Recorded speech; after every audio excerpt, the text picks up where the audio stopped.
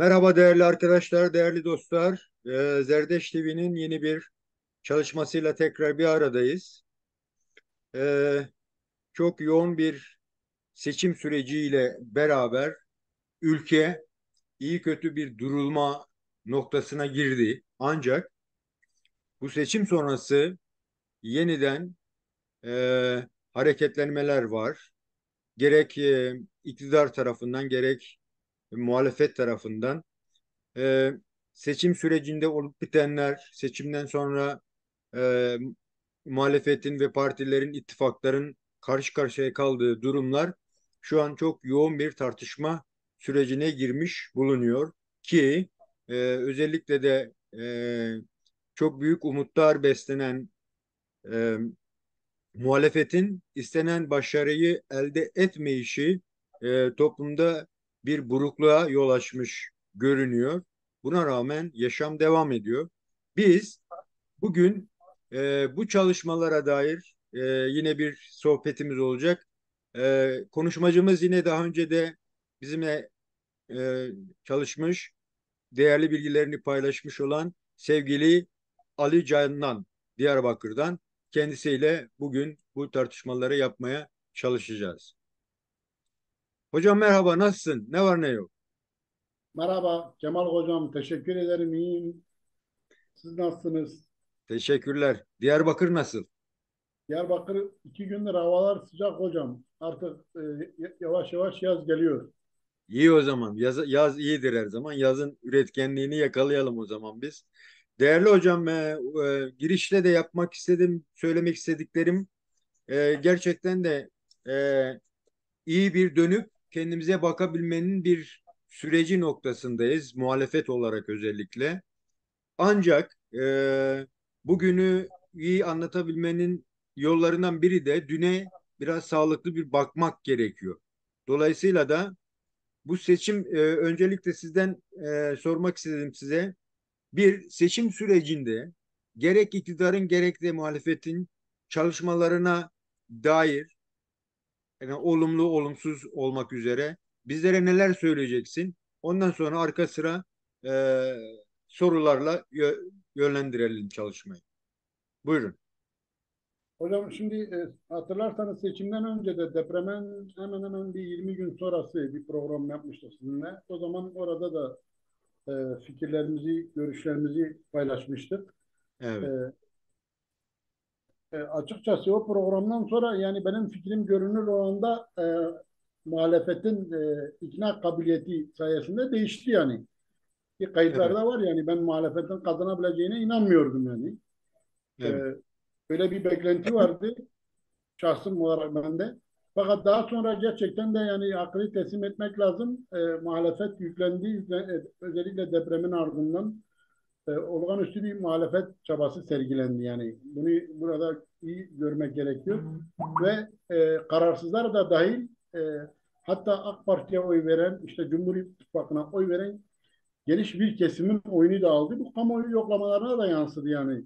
Bu evet, gerçeği iyi e, e, görmemiz lazım. Fakat ondan sonra ne olduysa ondan sonra oldu hocam. E, Bu ivmeyle bu hızla gidemedi. İşin evet, doğrusu muhalefetin en temel hatası biraz da bu noktada gerçekleşti. Muhalefet evet, eğer ki arkasına almış olduğu rüzgarla devam etmiş olsaydı muhalefet bugün çok farklı bir sonuçla halkın karşısına çıkacaktı. neydi Fakat o muhalefet rüzgar Ali Hoca? O rüzgar neydi? o rüzgar özellikle bir ekonomi yıkılmıştı. Türkiye'de Evet, ekonomik bir çöküş vardı yani. İkincisi ekonomik çöküşün üzerine çok acı bir deprem gerçeği yaşadık. Yani evet, 50 binle ifade edilen rakamlarla insanları gömdük. Yine evet, bunun yaratmış olduğu, bu depremin yaratmış olduğu yıkım sadece işte vurduğu 10 ille sınırlı kalmadı yani. Bütün evet, Türkiye'de, hani bütün Türkiye'de iktidara yönelik büyük bir tepki yaratıldı. evet, Depreme yaklaşımdan kaynaklı, yine ekonominin zaten çökmüş olmasından kaynaklı insanlarda iktidara karşı bir artık yeter, değişim algısı, değişim talebi, değişim isteği gözle görülür bir Evet. şekilde yükseldi. Ve muhalefet de o süreçte bunu gerçekten de yani güzel e, kanalize etti. Bu da Evet. işin doğrusu bende de yani artık bu defa kazanacağız inancının oluşmasına, gelişmesine, yerleşmesine de neden oldu. Evet. Tabii ben şunu özellikle rahatlıkla söyleyebilirim. Bu süreç niye daha sonra muhalefet tarafından doğru kanalize edilemedi, yönetilemedi, yönlendirilemedi? Kendim görebildiğim kadarıyla kendim de zaten yazılarımla işte Evet. fikirlerimi e, belirterek dile getirdim. Benim dışında da birçok insan getirdi ki son dönemde görebildiğimiz kadar birkaç gündür de Selahattin Demirtaş da bu Evet. fikirleri dile getirmiş. Kendisi de görmüş ve gerekli yerlere bildirimde bulunmuş. Fakat maalesef görünen o ki muhalefet e, halkın görebildiğini kendisi çok fazla göremedi yani. Artık bu erken bir zafer sarhoşluğuna mı kapıldılar veyahut da aralarındaki özellikle zaten muhalefeti değerlendirirken CHP, HDP içerisindeki yanlış manipülasyonlardan da söz etmemiz gerekecek ki seçim gecesi CHP'de yaşanan büyük bir manipülasyon vardı yani. E, Evet. istifalar gelişti. İşte Onursal adı güzeldir, Tuncay Özkan'dır. Ondan sonra diğer Kılıçdaroğlu'nun genel başkan yardımcıları e, Bülent Tezcan vesaire vesaire gibi yani deyim yerindeyse CHP'yi işten çökerten bir oyun sergilendi yani. Bir oyun yaşandı. Bu Evet. CHP'de var da HDP'de yok mu? Yani bunu diyebilir miyiz? Ya sadece CHP'nin içinde böyle durumlar oluyor. Şimdi HDP'nin oralara içinde şimdi olmuyor. oralara geleceğiz de hocam. Tabii ben yani ne demek istiyorum? Hani şunu görüyorum. Bence muhalefet bilinçli olarak manipüle edildi. Ben şahsen bunu görüyorum yani. Yoksa hatırlıyorum son seçime birinci turdaki seçime yani 2 hafta kalmıştı bir yazı yazdım. Dedim ki ben bunu gördüm. Dedim ki hava değişiyor. Yani şu ana kadar çok olumlu bir hava vardı. Çok olumlu bir gelişme vardı. Muhalefet cephesinden de güzel yönetiliyordu. Daha sonra deyim yerindeyse atıl kalmaya başladı. Muhalefet adeta o muhalefet gitti yeni bir muhalefet geldi. Artık Bu iktidarın Kılıçdaroğlu manipülasyonları sonrasında mı açığa çıktı, yoksa yani muhalefet niye sandıklara mesela sahip olamadı? Sizin orada nasıl göründü bu? Nasıl bir yorum katabilirsin bunu? şimdi ben şöyle diyebilirim. Kendi gördüğüm şuydu. 2 hafta öncesi sadece daha sandık kurulmadan 2 hafta öncesi muhalefetin bir gevşemesi oldu. Yani adeta sanki bilinçli olarak kazanmamaya yönelik çalışmalar ortaya çıktı. Yani tek tek girmeye de gerek yok. Zaten kamuoyuna yansıdı, takip edenler görebildi birçok şeyi. Ve e, bu 2 haftalık boşlukta hani siyasette bir kural var. E, siyaset boşluğu kaldırmaz. Sen doldurmasan karşıtın doldurur. Evet. Ve bence Hikmet bunu çok iyi doldurdu. E, Cumhur İttifakı bu boşluğu gördü. Dikkat edelim Cumhur İttifakı'nın Kılıçdaroğlu'nun vaatlerine karşı pratikte eyleme geçtiği anlar ne zamandı? Yani bir EYT'nin çıkması, iki işçilere, memurlara, emeklilere zamların peş peşe yapılması. Hepsi son 2 hafta sığdı. Evet. İkincisi artı bir de artık iktidar vaat verir konuma geldi yani. Kılıçdaroğlu ne dediyse bir fazlasını dedi. Daha ilerisini dedi. Bunlar ne yani görünüyor diyor ya görünen köy kılavuz istemez.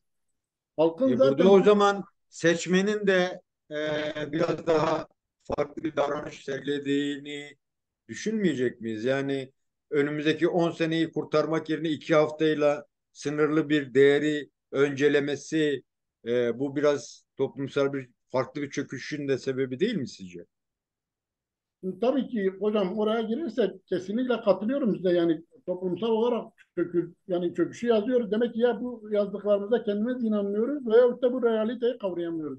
Böyle bir durum var. Toplumda büyük bir erozyon var yani. Ahlaki bir erozyon var. Aşınma var. Büyük bir çöküş var. Toplum o yüzden manipüleye açık. Yani hazır halde. Toplum bunu istiyor. İstemeyen bir, hani diyor ya bir e, atasözü var. Yoğurt neyse kaymağı odur. Yani Ya, çok fazla bir şey beklememek lazım yani. Toplumu bu konuda suçlama. Zaten muhalefetin içine girmiş olduğu yanlış hatta da şu. Toplumu suçlamaya başladı.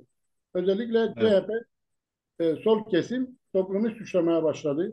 Toplumu eleştirmeye başladı. Oysa önce kendilerini eleştirmeleri lazım. Yani evet. muhalefetin bunu görmesi lazım. Eğer biz bu yarışa girdik kazanamadıysak bu hata toplumda değil bizdedir. Hı hı. Son 2 haftada neden atıl kaldık? Onları iyi bilince çıkarmamız lazım. İkincisi bir de muhalefetin şöyle bir diğer en önemli hatası da şu. Kesinlikle kazanacağız denildi. Herkesi ikna ettiler. Yani bunun B planı yoktu. Bu rehavete mi yol açtı? Yani insanlar Kesin, biraz bu daha rahat davranmaya başladı. evet kesinlikle kazanacağız ne demek? Herkesi de böyle ikna etti, kendini ikna etti. A planı, B planı kazanmama durumuna yönelik, ikinci tura yönelik bir beklenti yoktu. Yani biz Evet. burada misalen şöyle düşünelim. Eleştiriler yapıldığı zaman hani bizim şeydeki arkadaşlarımız ne diyordu? Diyorlardı ki işte ya birinci turda aday çıkarırsak birinci turda işte Erdoğan kazanır. Evet. Peki ikinci tura kalırsa ne olacak denildiği zaman dedikleri şuydu. İkinci tura kalmaz. Hı. Hani sizin bir B planınız vardı. O zaman demek ki sizin bir B planınız da yoktu. Ortada bir B planı olmadığı için de zaten ikinci turda da sonuçlar değişmedi. Yani Peki. sadece bence ortada ciddi büyük bir yenilgi var. Bu gerçeği kabul etmek lazım yani. Muhalefet cephesinin hepsinde. Yani burada Evet. HDP başat olmak üzere CHP'de dahil bir yenilgiyi kabul etmek lazım yani. Peki hocam. Şimdi teşekkür ederim. Şimdi bu gerçeklerden hareketle, bu verili değerlerden hareketle şöyle baktığımızda yani Kürt siyasal hareketinin şu an bu süreç içerisinde yaşadıklarına baktığımızda neler görmemiz gerekiyor? Onun bariz hataları, eksiklikleri neydi? Seçim sonrasındaki takındıkları tavır neydi? Bu konuda yerelin yansıması olarak bize neler söyleyeceksin? Çünkü bazı eksiklikler var gibi görünüyor. Yani işte seçmen yönelmemiş gibi görünüyor. Seçmen tercihini başka yönden yapmış olduğu görülüyor. Yani burada bana göre eğer kayıp varsa kayıp sadece partilerle ilgili değil, seçmenin de yani bu kayıpta paylarının olduğunu iddia ediyorum ve düşünüyorum çünkü ama bu eleştirel olarak değil, görmek anlamında söylüyorum. Yani realist davranmıştır, işte e, hedefledikleri başka şeyler vardır, dönüşümler olmuştur. O dönüşümlerden dolayı da karar süreçleri değişmiştir. Bu konuda bize neler söyleyeceksiniz? Özellikle Kürt hareketi doğrultusunda. Şimdi HDP'nin Kürt hareketi yani yasal olarak HDP'nin en temel hatası şuydu.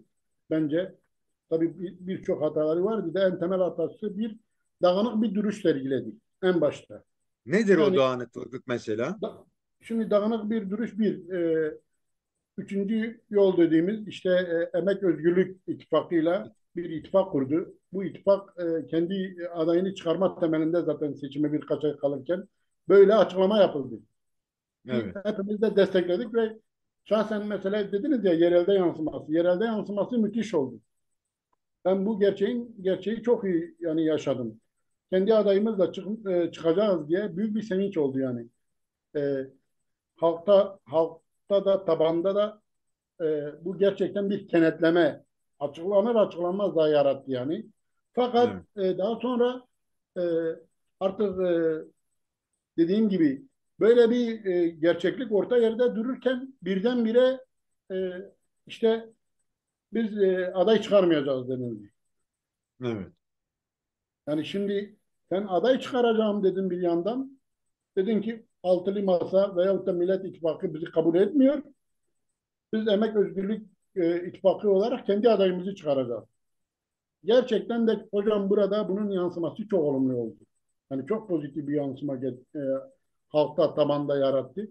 Fakat kalkıp ikinci bir açıklama yapıldı. Biz aday çıkarmayacağız. Kemal Kılıçdaroğlu'nu destekleyeceğiz minvalinde. Yani açıklamanın içine isim geçmeseydi herkes anlaşıldı yani. HDP Emek Özgürlük Bloku'nun motor gücü olarak aday çıkarmayacak. Şimdi Bunun Ali Hoca gerekçesi benim o konuda şöyle bir düşüncem var. Yani biz tartışıyoruz şu an. Ee, YSP ve HDP yani Kürt Özgürlük Hareketi eğer kendi adayını çıkarsaydı olumlu ben bir tek yön görüyorum. Olumlu. O da nedir?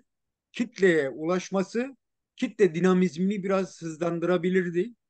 Bir de sorunları dillendirme olanağına sahip olabilirdi. Yani Kürtlerin işte ihtiyacı olan nedir? Olması gereken nedir? İşte Kürtler ana dilden eğitim başta olmak üzere bunlar dillendirilir, yazılır, çizilir ve fikir teatisi olurdu. Bu çok olumlu yönüydü. Ancak başka bir boyutu var. Her iki ittifak da Kürtleri işlerine almıyor.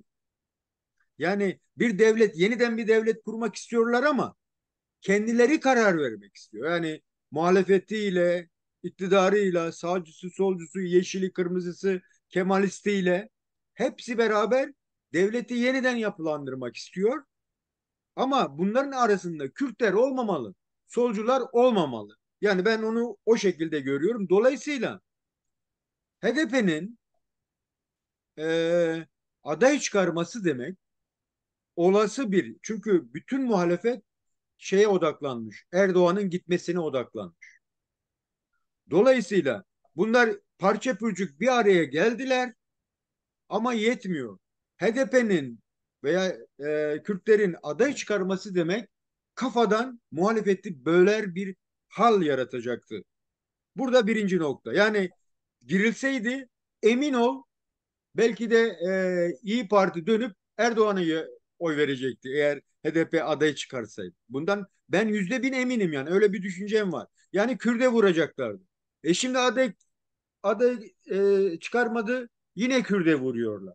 Yani o noktayı da görmekte fayda var diye düşünüyorum. Dolayısıyla muhalefeti desteklemek zorunda kaldılar diye düşünüyorum ben. Şimdi hocam ben biraz daha farklı düşünüyorum. Niye? Birincisi eğer aday çıkarsaydı bu dağınıklık olmazdı. İkincisi kafa karışıklığı olmazdı. Büyük bir kafa karışıklığı yarattı. Üçüncüsü ve hepsinden daha önemlisi bence de seçimden kaybedilmesinin temel nedenlerinden biri diye sayabileceğimiz HDP'nin aday çıkarmamasının yaratmış olduğu temel tartışma Kürtler oldu. Yani kendisini tartışılır bir konuma getirdi. Temel tartışmanın terör bağlamında yani anlatmak istediğim ki eğer HDP adayı çıkarmasaydı meydanlarda ne işte HDP'nin adı anılırdı ne işte Selahattin Demirtaş yuhalandırılırdı ve ne de gider gelinir terör kavramına sığdırılan bir Kürt meselesi tartıştırılırdı. Aday çıkardığımız için birinci turda yani çıkarmadığımız için kendimizi gerçekten de dediğiniz gibi ne camiye ne kiliseye iki tarafa da yaranmaz konuma getirdik yani.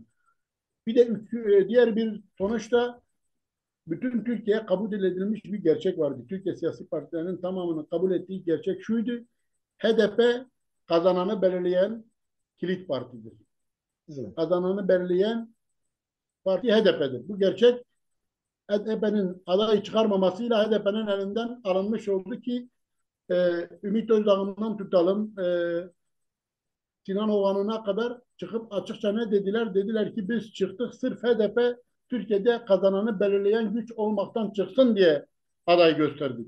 Evet, Yani ikisi bu de kadar açıklama mı yaptı. politikayı yürüten, bizim adımıza politika yapan, siyaset yapan e, işte parti başkanlarımız, yöneticilerimiz bu kadar mı apolitiktirler yani? Bu gerçekleri görmeden tamam her şey tamam biz işte e, birinci turda adayı Kılıçdaroğlu çıkaracağız diye gidiyoruz.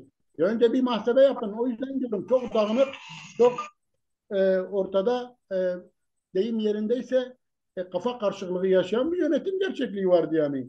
Halkın görebildiğini bunlar göremiyordu. Halkın e, siyasetten aktif yer almayan insanların bile bildiği şeyleri kendileri bilmiyordu. görmüyordu. Sonucun böyle olacağını anlayamıyorlardı. Peki böyle bir siyaset kurumunun sonuç alabilmesi mümkün mü? Mümkün değildi. Sonuçta da yaşanan bu oldu yani.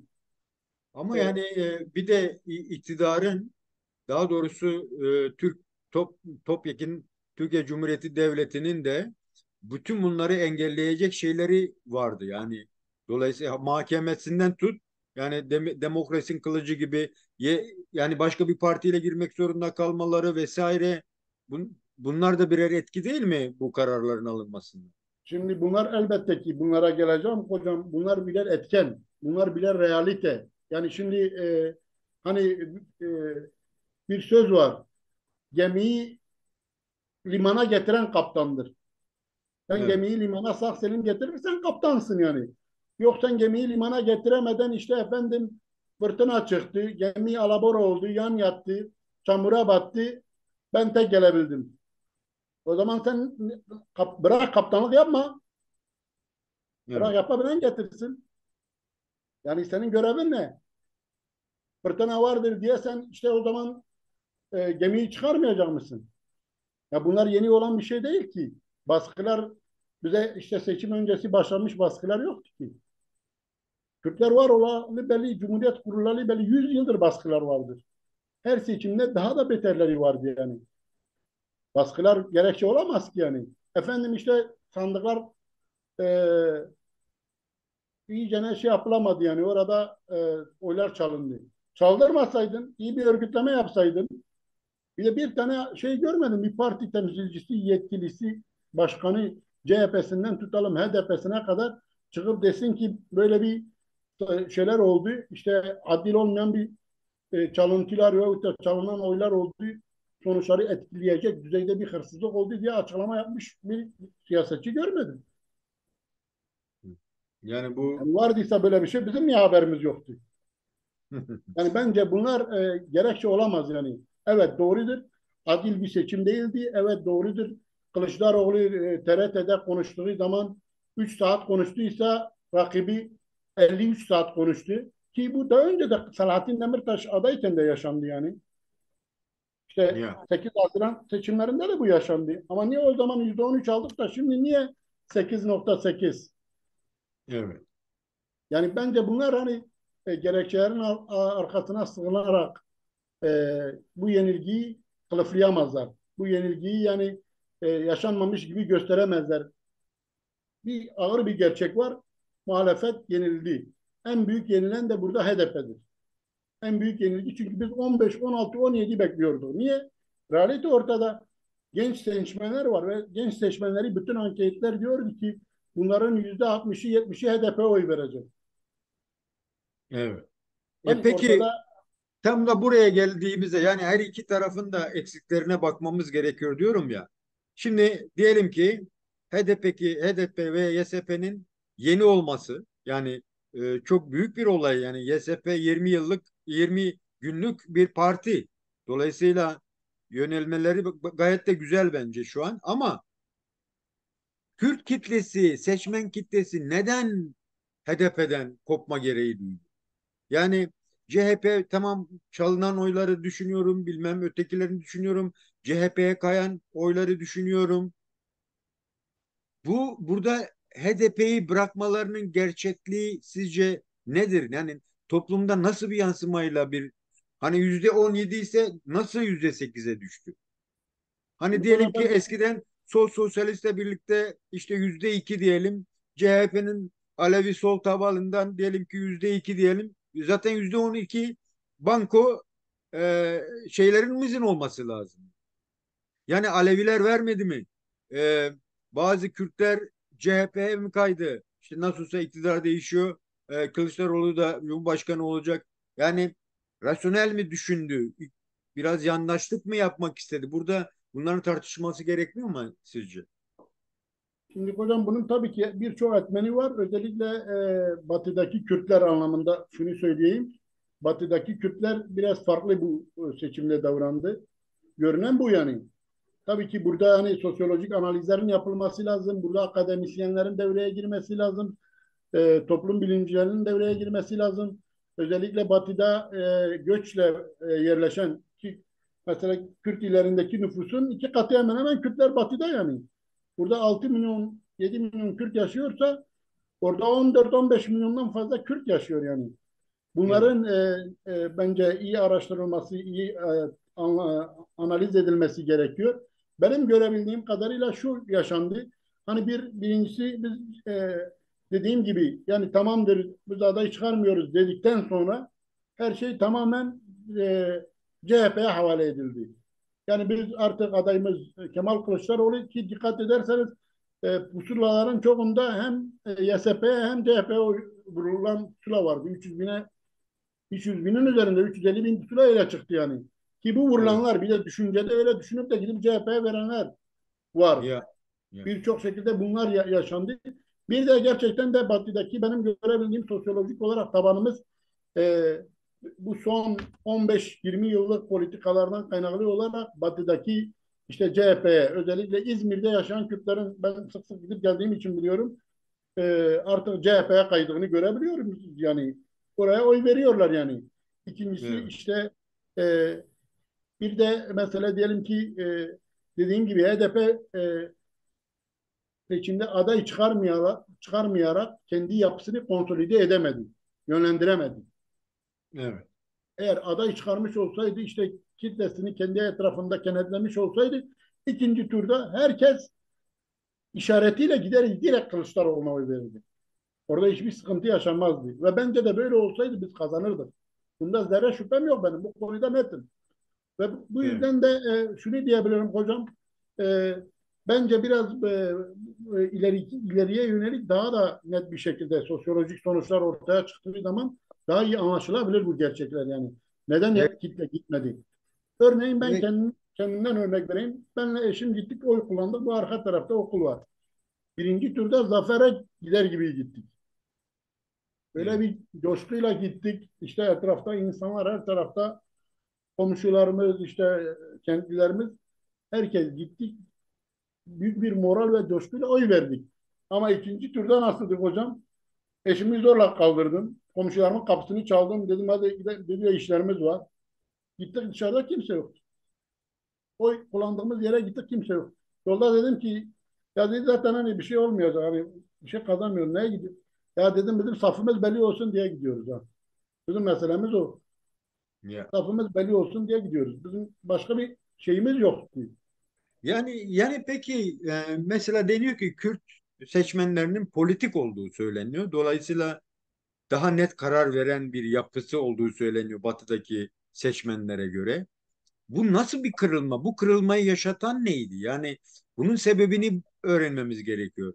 Neden böyle bir kırılma? %15 beklentisi nasıl oldu da %8'e düştü? Yani yörede ne değişti? Değişen ne?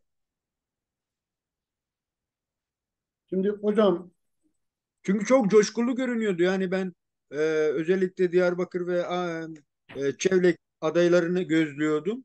Yani bostan bostan bile geziyorlardı insanlar yani. Bırak bahçe bilmem bohçan ev daha gezdiler bu insanlar. Nasıl oldu da %8'e düştüler? şimdi hocam birinci nedeni şu. Ee, birinci nedeni hocam e, B planları olmadığı halde B planı varmış gibi bize HDP gösterdi. Kazanamayacağı halde bize kazanıyormuş gibi gösterdi. Tüm bunlardan kaynaklı Şimdi yörede olup bitenlere bakıldığında beklenti çok yüksek ve gerçekleşmemesi ve daha düşük olduğu zaman bir hayal kırıklığı yarattı gerçekten. Dolayısıyla da o hayal kırıklığını en azından ben sadece partilerin yetersizliğiyle düşünmek istemiyorum. Bence burada seçmenin tercihlerinin değişmesinin başka sebeplerinin de olabileceğini tahmin ediyorum. Ama şu an bizim aslında tartışmamız gereken seçmenin bu yönelimlerini değiştiren etkenlerin Kürt siyasetindeki boyutuna bir bakalım. Yani çünkü hatırlarsan size bir soru sormuştum. Kürtler arasındaki muhafazakarlaşmanın boyutu nedir demiştim hatırlarsanız. Yani hatta Hizmet Hareketi'nin etkileri nedir diye bir olgu vardı. Sanki Kürt seçmende öyle bir ikili yola girme süreci mi yaşandı da böyle bir sıkıntılar ortaya çıktı? Yani Diyarbakır'da CHP aday çıkarmıyordu. Milletvekili çıkardılar. AKP iki tane milletvekili çıkardı. Yani buradaki etkenlerin sebebi ne? Değişti mi o seçmen yapısı? Şimdi hocam bunu detaylandırırsak kısaca ben birkaç başlık altında onu şöyle özetleyebilirim. Bir, e, yine yönetimin az önce de belirttiğimiz gibi ortada gerçekten de bir B planı yoktu. B planı varmış gibi gösterdi. Bir sahte zafer havası yarattı. Gerçekten de kendini de seçmenini de buna inandırdı. Bu bir. Evet. İkincisi, seçmeninin karşısına hocam öyle bir listeyle çıktı ki yani özellikle ben yerelde şurada yaşanan en temel sorunlardan birini Diyarbakır örneğinde vereyim hocam. Şimdi Diyarbakır 12 tane milletvekili çıkarıyor. Al Diyarbakır'ı siz bunu Van gibi değerlendirin veyahut da Batman veyahut da Şırnak hangi il olursa olsun. Şimdi sosyolojik olarak sen bu Diyarbakır halkına hitap edecek adayları buraya getirmezsen Diyarbakır halkı bir dönem merkezin kararına saygıyla yaklaşır, iki dönem yaklaşır, üç dönem yaklaşır ama ondan sonra Diyarbakır halkı merkezi bu konudan dolayı cezalandırır açıkça. Bu bir cezalandırmaydı. Sadece yani birçok neden var dediğim gibi. Bu listeye baktığım zaman Diyarbakırlı yok listede. Bir adayımız vardı, eski baro başkanımız. O da 9. sırada. Evet. Diğer adaylarla şahsen ben hani şunu söyleyeyim hani başkalarına gitmeyeyim. Ben günlük siyaseti takip eden bir insanım burada. Yani şunu tüm samimiyetimle söylüyorum. Siyasete ayırdığım zamanımı kendi ticaretime ayırsam çok çok daha ileri giderim yani. Ama nedir? Ben burada siyaseti takip eden biriyim. Listede bir taneyi tanıdım, bir tane yoktu. Cengiz Çandar'ı çıkaralım. Onu herkes tanıyor. Ya. Sadece mesele tanımak da değil. Diyarbakırlı yoktu. Onu anlatmaya çalışıyorum. Evet. Listenin başına öyle bir insan bırak ki bütün bir rüzgar yaratsın o listenin 10, 11. 12. sırasına kadar herkesi sürüklesin götürsün. Bir Evet. bu. Böyle bir aday profiliyle karşımıza çıktı ki öyle aday profilleriyle ve o adayları kimse gidip de işten, yürekten gerçekten de şey yapmak istemedi yani. Meclise taşımak istemedi. Birincisi bu. İkincisi dediğim gibi kalkıp işte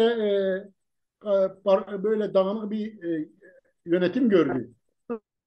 Önce dedi ki aday çıkarıyorum. Sonra dedi yok aday çıkarmıyorum. İşte biz üçüncü yol Emek ve Özgürlük İttifakı olarak seçime gidiyoruz. İttifakın üyelerinden birisi tip dedi ki ben kendi listemle giriyorum.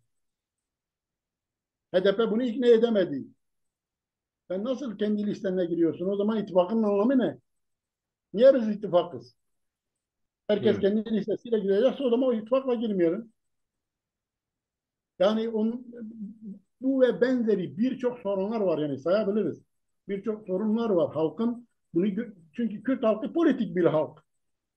Kürt halkı anlık günlük takip etmese bile devamlı sohbetler bu konularda. Siyaseti yani Türk toplumu gibi yaşamıyor. Yani gidip 3-5 yılda bir oy verip ondan sonra e, arkasına yatıp yan gelip yatan bir toplum değil. Peki tam da burada ben bir soru sormak istiyorum Ali Hoca. Yani burada bir ikilem görüyorum ben. O ikilem de şu. Politik bir kitle diyoruz. Ee, Şeyi eleştiriyoruz. Yani partiyi Türkiye'lileşme ile suçluyoruz. İşte Türk adaylarla önümüze geliyorları suçluyoruz.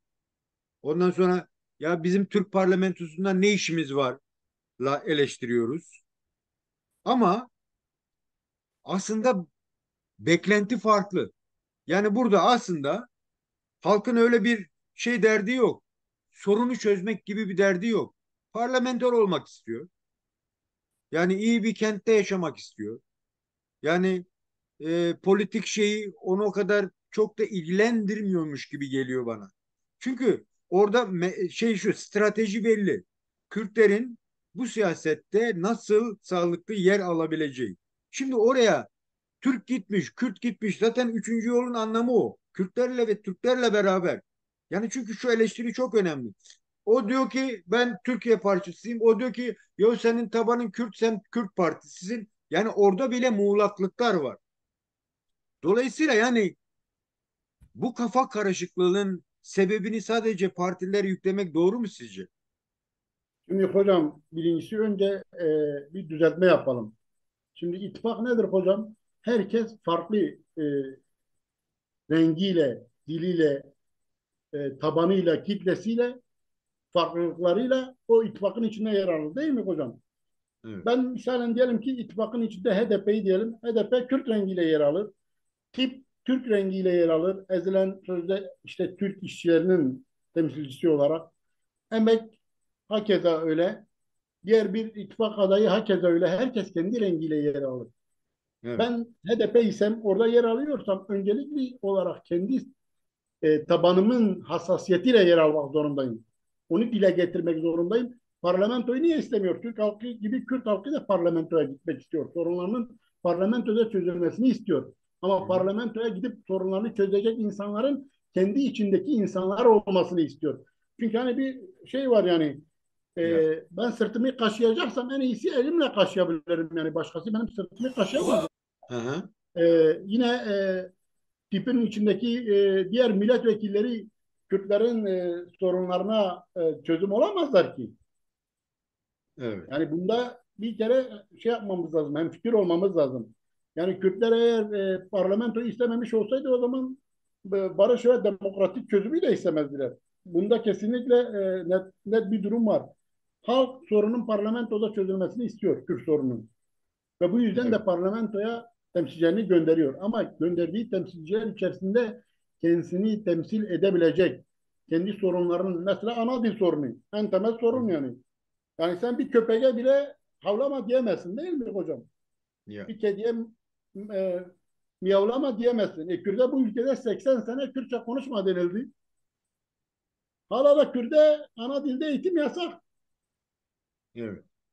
Yani şimdi bunu bir Erkan Baş mı bizi en iyi şekilde parlamentoda temsil edecek?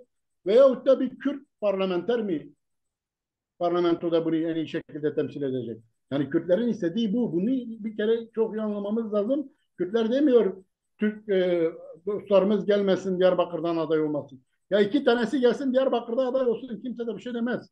Sıkıntı yok. Merkez iki tane atasın. Hay hay gideriz oy veririz. Ama eğer ki e, Türk dostlarımızın niyeti bu ülkeyi demokratikleştirmek, özgürleştirmekse gitsinler Türk halkını örgütlesinler. Türk halkı ortada yani %70'i savcı. Peki Ya buraya başka bir gelip boyuta bakalım. Bu Kürt seçmen yönü. Türkiye'li geri kalan seçmenin durumuna yani hep Kürtler mi dayak yiyecek bu işte kardeşim? Yani onların hiç mi hatası yok, hiçbir suçu yok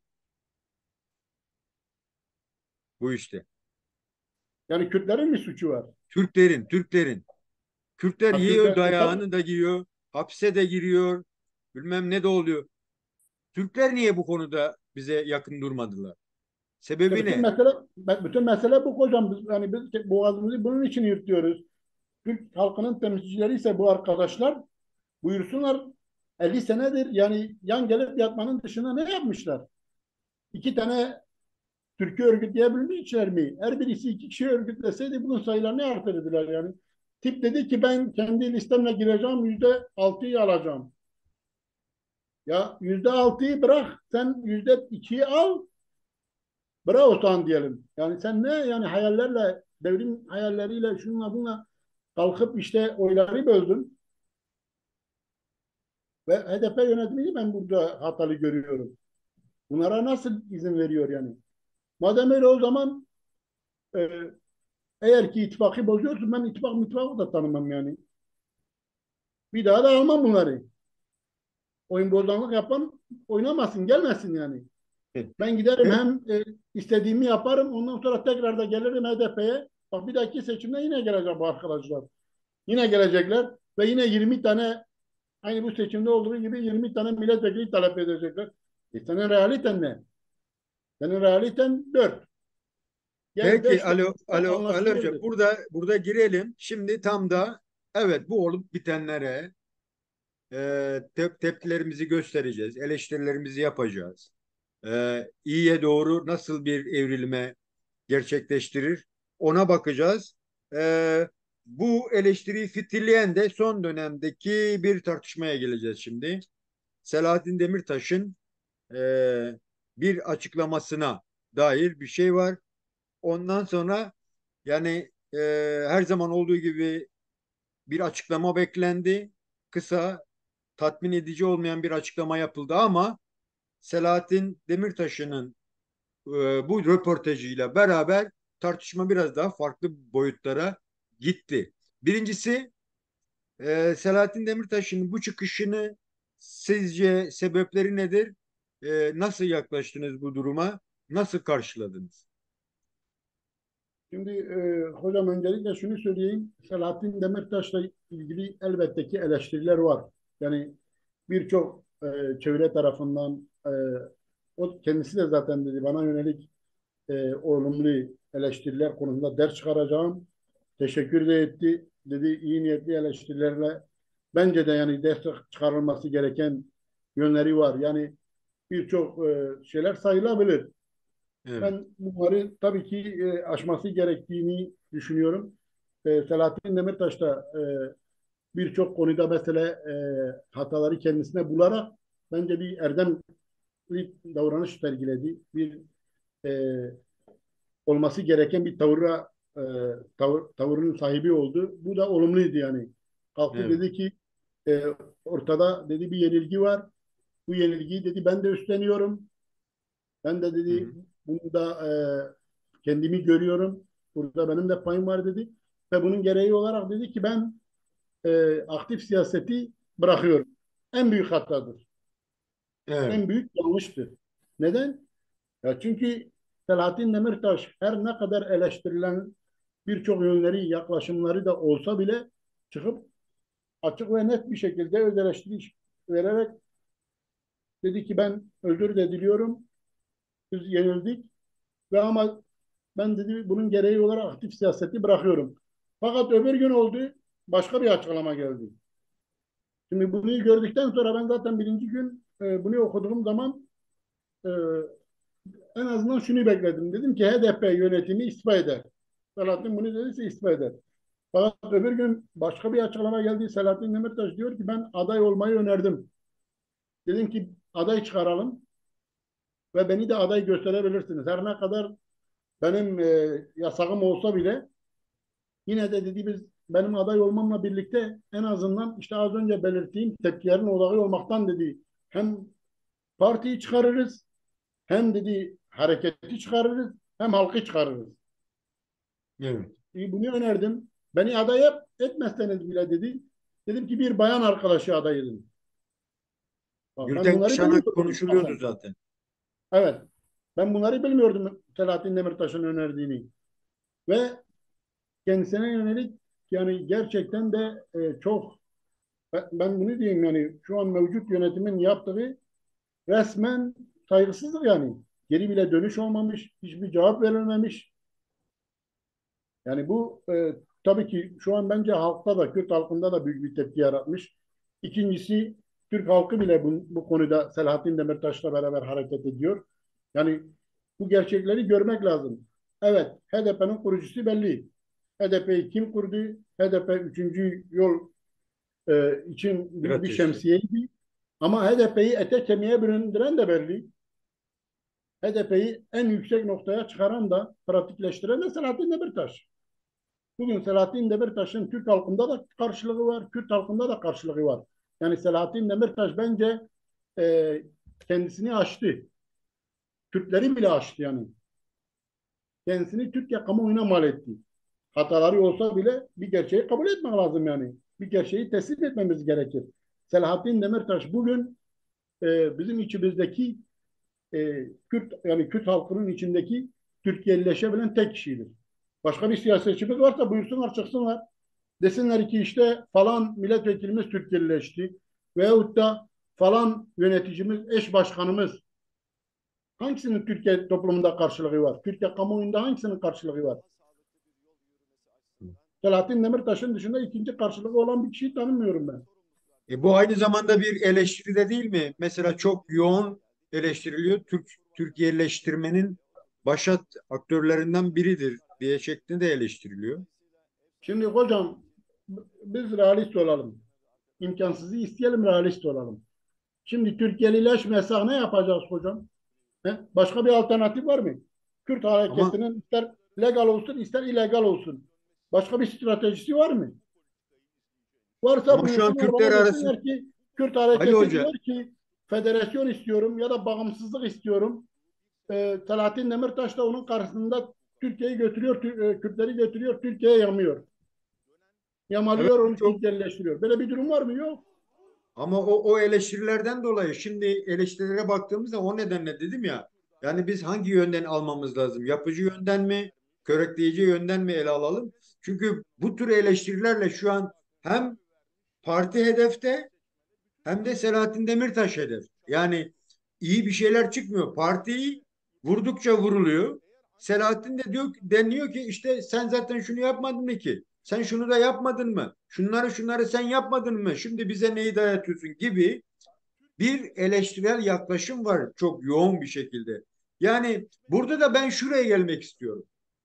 Aslında bana göre bir çökertme planı yapıldı ve buna da Hüdapar aracılığıyla bir girişle Kürt halkının mevcut siyasallaşmasında iki kanal açmak istediler. Selahattin Demirtaş'ın çıkışının bu kanalı tıkadığına dair bir düşüncem var. Bu konuda neler söyleyeceksin? Yani e, böyle bir durum var mı gerçekten? Çünkü iki ana akım Kürt siyaseti var. Barzaniciler ve Apocular. Şu an sanki kuzeyde Barzaniciliğin biraz daha besletilmesi, büyütülmesiyle ile ilgili bir arka plan görüyorum yani. Sanki Kuzey Kürt siyasetine yeni bir kan gerekecek gibi bir olguyla karşı karşıyayız diye düşünüyorum. Bu konuda neler diyeceksin? Şimdi hocam ondan önce bir HDP'nin içindeki eleştiriye geleyim. Şimdi dedim ya Tabii. hani HDP içinde Selahattin Demirtaş'a yönelik eleştiriler ve Kürt hareketi içinde eleştiriler var. Evet. Tamam. Hani buna yönelik de kimse eleştiri üstü değil. Evet. Herkes eleştirilmelidir bence. Hem de kıyasıya eleştirilmelidir. Herkesin Doğru. hatası var. Doğru. Hatasız kimse yok. Ben burada Selahattin Demirtaş'ı da savunmuyorum. Bir realiteyi ortak koyuyorum. Hani diyorum ortada bir değerimiz var. Bu değerler de kolay gerçekten yetişmiyor. Bunları harcamayalım. Evet. Bu anlamda bence sahip çıkalım yani. Evet. Eleştirilecek yönleri balta alalım, vuralım, eleştirelim. O yönler gitsin ama yani hakkını da teslim edelim yani. Bir Evet. realite var. Bugün Selahattin Demirtaş realitesi Kürtleri aşmış. Bir gerçek yani. Ve bence bunu da kabul etmek gerekir. Selahattin Demirtaş korkak bir insan değil. Bir, bu çok önemlidir. Selahattin Demirtaş yani hataların nedeni de belki de biraz cüretkar olmasıdır, girişken olmasıdır, inisiyatifli olmasıdır. Bu da liderlik kumaşından geliyor. Evet. Lider bir insan korkmaz, asla korkmaz. İnisiyatif sahibi olur. Yani ben bunu dediğimde o böyle bir olur, şöyle bir olur düşünmez. Evet. Halkın çıkarlarını düşünür, ona göre konuşur. Ha, bazen halkın çıkarlarına ters olmuş mu? Olmuş. Ben de eleştirmişim Selahattin Demirtaş'ı. Doğruya doğru ama adamda o kumaş var. Liderlik Evet. kumaşı var. Ben bilmiyordum mesela bu açıklamasında gördüm. Gerçekleri o da görmüş. Hani bir laf var. Bir Hudaya ke dergah hazar. Doğru Evet. birdir. Doğruya varma yolu bindir. Hı hı, hı hı. Yani o da görmüş. Aday çıkar ve çıkardığın adayı şey yap ki tehlike geliyor. Bütün halkı koru. Mesela burada biz de hemen seçimin ardında aynı gece Aksaray'da millet toplandı. 350 bin insan toplanmış ve işte zafer konuşması yaptı Cumhurbaşkanı Erdoğan. Orada kimi yuhalattı? Selahattin Selahattin. Demirtaş'ı. Kime idam istendi? Selahattin Demirtaş'a istendi. Yani şu ben milliyetçiyim kendine diyen, bağımsız Kürdistan'ı istiyorum diyen veyahut da diyelim ki işte Selahattin Demirtaş'ı, HDP'yi eleştirenlerin adı geçti mi? Kimse onların varlığından bile haberdar değil. En Evet. radikal konuşmaları yapıyorlar değil mi? Evet. Evet. Lafta devrimci, bağımsız Kürdistancı, pratiğe gelince esameleri okunmuyor. Yani bir tane yeni milletvekili adayımız gençle çıkmış. Ben yeni yazı yazdım geçen Güney'in gönderdim. Hoca bugün yayınlamış. İsmi Murat Sarı Saçlı yanlış değilsem. Twitter'da Selahattin Demirtaş'a çok çok radikal. Daha yeni seçilmiş milletvekili. Kim olduğunu da bilmiyorum. Tanımıyorum da. Çok ağır hakaretvari şekilde tabii şey yaparak işte suçlama ama ya şimdi arkadaştan da gençsin normaldir de normal de karşılıyorum. Selahattin Demirtaş da ilk seçildiği zaman gençlik hatalar yaptı. Yani. Yani işte böyle lafta radikal olanlar pratikte maalesef Selahattin Demirtaş'ın sahip olduğu kumaşa sahip değiller. Peki Selahattin hocam. Demirtaş'ı ben bunu hatalarıyla, sevaplarıyla değerlendirmeliyiz. Hepimizin hatası var. Hepimizin eksiklikleri var. Hepimiz yanlış yapabiliyoruz ve yapıyoruz yani yaşam içerisinde. Onun da vardır tabii ki ama dediğim gibi öz eleştiri verdi yani. Ne mutlu. Kimse suç hocam affedersin şeydir, hiçtir. Kimse suçu sahiplenmez. Çıktı dedi ben kendime, kendi payımda özür diliyorum. Kendimi de aşacağım ve dedi aktif siyasete ara veriyorum. Evet. Bırakıyorum. Bence bırakmamalıdır. Zaten o bıraksa bile Kürt halkı da bırakmaz onun bırakmasını. Türk halkı da bırakmaz. Çünkü niye? Şu bir gerçek. Bu seçimde evet biz hataları söyledik. Olumlu ne oldu? Yani bir de kazanımları da görmek lazım. %48 üzerinde bir oy alındı değil mi? Demek Evet. ki bunu yani Türkiye'nin %48,5'unu Selahattin Demirtaş'ı benimsiyormuş. Kürtleri benimsiyormuş. Bunu da görmek gerekir. Yani HDP bir anlamda artık merkez partisi oldu. Bunu kabul etmek gerekiyor. Ha, Emin olun. tam burada soracağım. Bu çıkışla beraber farklı beklentiler de var. Yani parti sönümlenecek mi? Yeni bir şey çıkacak mı içinden? İşte Selahattin geri mi dönecek? O parti kurabilir mi gibi. Buradan hareketle çünkü kısıtlı bir kitlesi var yani sonuçta e, Kürt siyasal hareketinin. Çünkü öbür taraf henüz düşünülmüyor, tartışılmıyor. Yani belki de Kürtlerin o ikinci kolu daha güçlü. Yani sistem partilerinde yerleri var. On binlerce korucuları var. Aha yeni Hüdaparları çıktı. Yani bunu düşünmeden hareketin geleceğine dair neler görüyorsunuz? Çünkü çok beklentimiz vardı. Hiç olmazsa bir nefes alacağız demiştik. Şu an artık o nefesi alabilecek durumu da yok Kürtlerin. En azından işte Öcalan'ın grubun hiç şeyi yoktu. Yani hapiste işte adama idam isteniyor. Düşün ya. On binlerce de e, partili içeride. Yani biz nasıl bir çıkış yolu arayış içerisine girmemiz lazım sizce? Şimdi az önce hocam dedik ya hani siz sordunuz dediniz baskı vardı. Evet baskı vardı. Kime karşı vardı ama bu baskılar? İşte Selahattin Demirtaş cezaevinde. Bu adama vardı baskı yani. Ya, Mevcut yöneticilere ne baskı vardı? Eş başkanlara ne baskısı vardı? Veyahut ya, da kadrolara, alt kadroları çıkar, toplatıldılar. Onların dışında kime ne baskı vardı? Ben bir baskı görmedim yani. Baskı evet, varsa içeridekilere vardı yani. Selahattin Demirtaş tüm o baskılara rağmen gene kanal oldu yani. Kanal açtı, ön açtı. evet, Yani şimdi bir, size katılıyorum. Ne olacak, ne yaşanacak, ne yapılması gerekiyor. Birincisi Kürtler üzerindeki bu ölü toprağını atmalıdır. Yenilgi ölü toprağıdır. Yenilgi toprağı ölü toprağıdır. Bir evet, kere silkelenmeliyiz. Yani Kürt hareketi silkelenmelidir.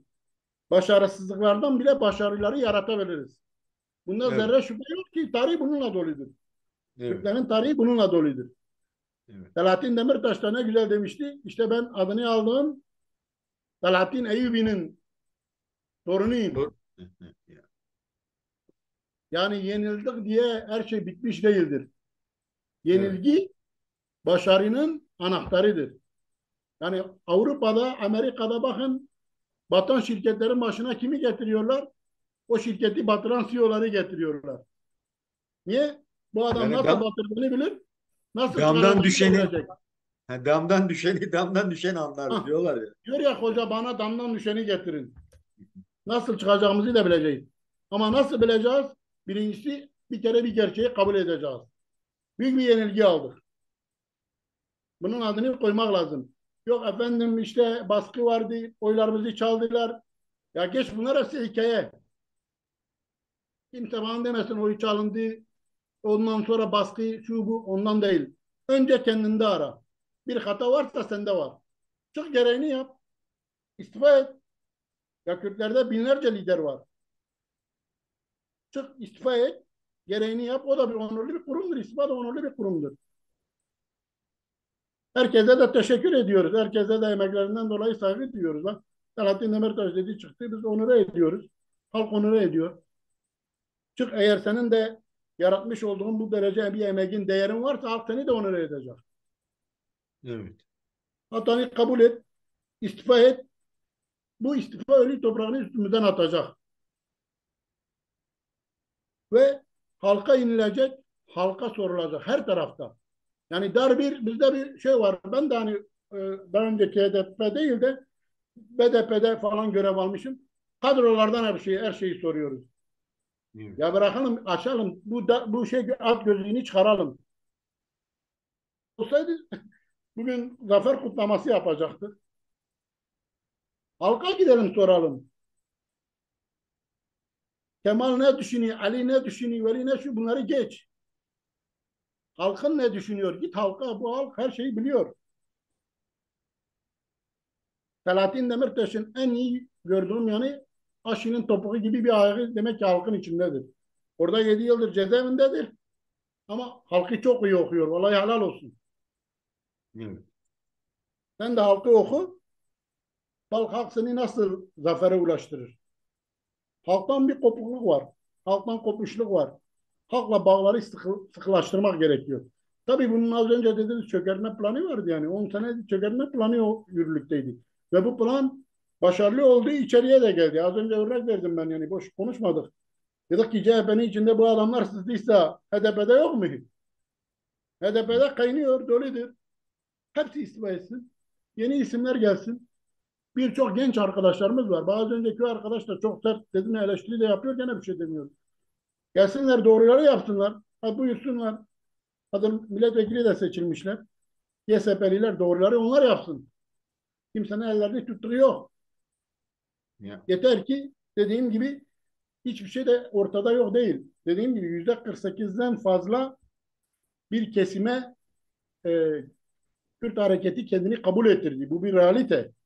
Yani bugün sosyal medya diyoruz, küçümsememek lazım. Sosyal medyada Kürtlere ne kadar artık yani Kürtleri sevme hangi Türk olursa olsun saygı duyuyor. Niye?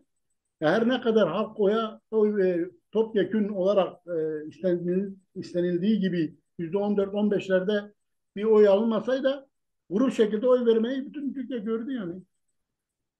Evet, burada farklı Ne iki bir rağmen şey çıktı. Yani bir taraftan partiye sanki sırt çevirmiş gibi bir e, kitle var. Ama öbür taraftan da Kılıçdaroğlu'na %70, %80'e varan oy vererek değişim ve dönüşümün öncülü olduğunu aslında göstermiştir. ya Kürt Dolayısıyla illeri yine aslında şimdi hocam Kürt illeri aslında oy verdi. Yani çok az ikinci turda bir kayıp oldu. Ama metropoldeki Kürtler dedim ya yani sosyolojik araştırmalar yapılması lazım. Metropoldeki Kürtler oy vermedi. Niye vermedi? Onun çok iyi araştırılması lazım. Benim görebildiğim birkaç başlık var yani. Dediğim gibi o başlıklar altında ben şey yapabilirim ama bunun e, halk toplantılarıyla, halka gidilerek oradaki ikili ilişkilerden tutalım da en basitinden AK Parti örnek alalım ya. Gerçekten AK Parti bence hem CHP'nin yapması gerekeni hem HDP'nin yapması gerekeni yapıyor. Ev gidiyor. Markajı alıyor ikili ikili gidiyor. Bize ne oldu? Benim en son evime bu kaç yıl önce parti gelmişti? 10 yıl önce. 10 yıl önce bana gelmişler. Misal inanıyorum Diyarbakır'da bütün her yerde öyledir yani. Gitmiyorlar. Hani böyle olur mu? peki, peki Ali Hocam. Değerli arkadaşlar, bugün çalışmamızın sonuna gelmiş bulunuyoruz. Ben yine son olarak bir söz hakkı vereceğim Ali Hoca'ya. Kendisine teşekkür ediyoruz ayrıca bu arada. Yani biz bu tartışmalarımızı ileteceğiz, bu tartışmalarımızı genişleteceğiz, tabana yayacağız. İyiyi, güzeli nasıl yakalayacağımızı, bu toplumumuzun beklentisini nasıl gerçekleştireceğimizi çabalarını devam ettireceğiz. Orada bir Kürt toplumu var, kendi diliyle, kültürüyle, tarihiyle, dolayısıyla da hak ettiği şeyleri yaşaması gerektiğine inanıyoruz.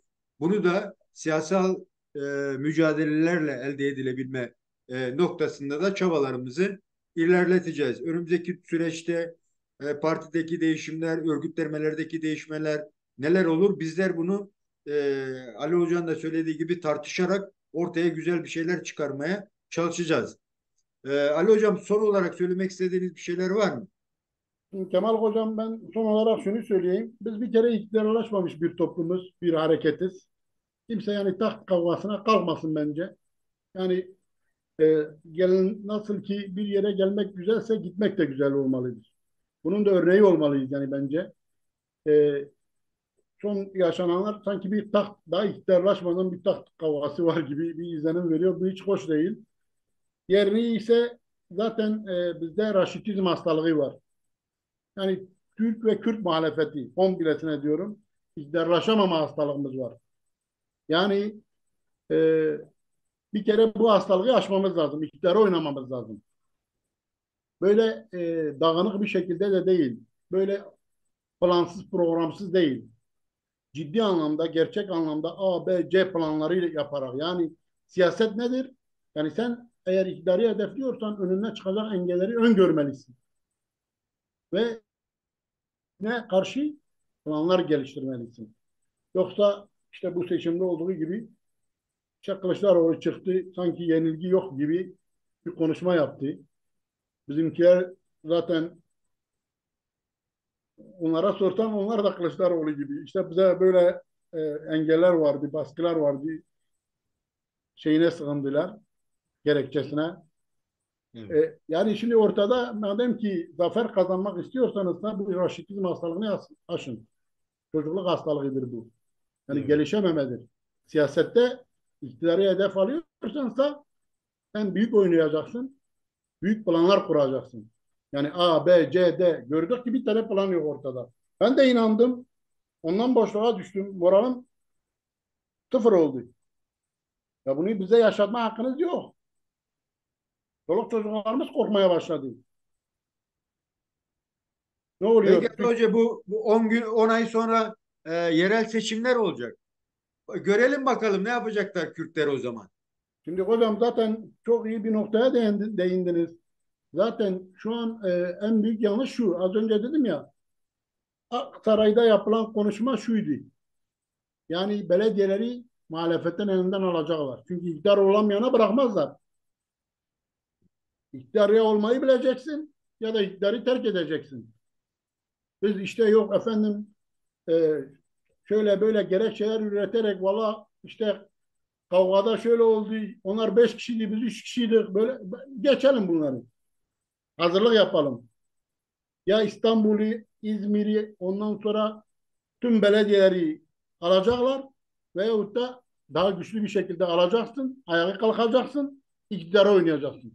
Görünen o ki eğer toparlanırsak belediyelerin hepsini de alırız. Yok eğer toparlanamazsak bu belediyelerin hepsi de gider. Yani yarın öbür gün 50 sene de bu iktidar devam eder. Bunda zerre şüphem yok. Ya alternatif olmayı bileceksin veyahut da iddiadan vazgeçeceksin.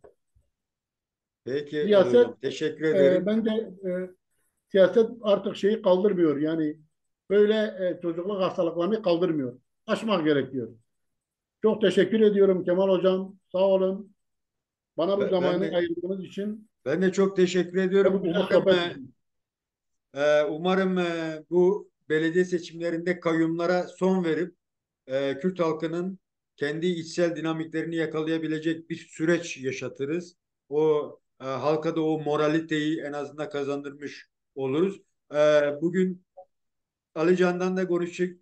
teşekkür ediyorum Ali Hoca katkıları için. Tekrar görüşmek üzere. Kendinize iyi bakın. Hoşça kalın. Ben teşekkür ederim. Görüşürüz hocam. Hoşça kalın.